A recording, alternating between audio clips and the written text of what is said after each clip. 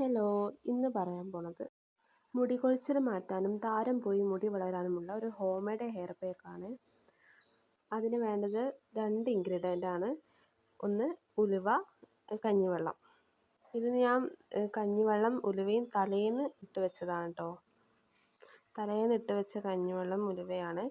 അപ്പോൾ അതിൽ കുറച്ച് കഞ്ഞിവെള്ളം ഞാനൊരു പാത്രത്തിലേക്ക് ഇത്തിരി മാറ്റുന്നുണ്ട്. നമുക്ക് ആവശ്യത്തിന് എടുത്തിട്ട് മാത്രം കഞ്ഞിവെള്ളവും ഉലുവയും കൂടിയിട്ട് മിക്സിയിലിട്ടിട്ട് നന്നായി അരച്ചാൽ മതി.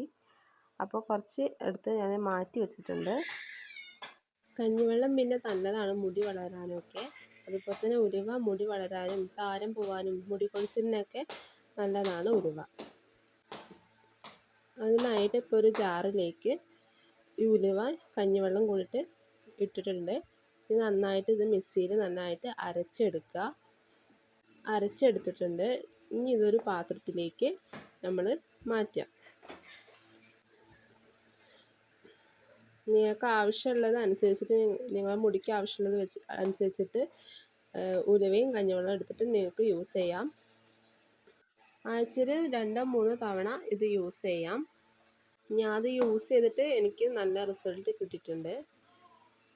ഡ്രൈ ആയിട്ടുള്ള ഹെയറൊക്കെ ആണെങ്കിൽ കുറച്ച് വെളിച്ചെണ്ണ തൂവിയിട്ടൊക്കെ നമുക്ക് മുടി തേക്കാം. ഒരുപാടൊന്നും വെളിച്ചെണ്ണ തലയിൽ തേക്കരുത്. കാരണം വെച്ചാൽ തേച്ചാൽ തന്നെ മുടിയിൽ ഒന്നാമത് താരനുണ്ടെങ്കിൽ തന്നെ പോവാൻ നല്ല പണിയായിരിക്കും.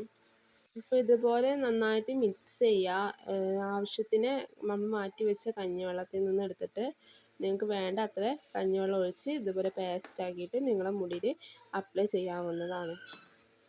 ഇനി ഡയറക്റ്റായി യൂസ് ചെയ്യാൻ പറ്റുന്നില്ലെങ്കിൽ ഒരു കോട്ടൺ തുണിയിൽ പിഴിഞ്ഞ് അത് ഡയറക്റ്റായി യൂസ് ചെയ്താലും മതി. ബാക്കി വന്ന കഞ്ഞിവെള്ളം കളയണ്ട. നമ്മൾ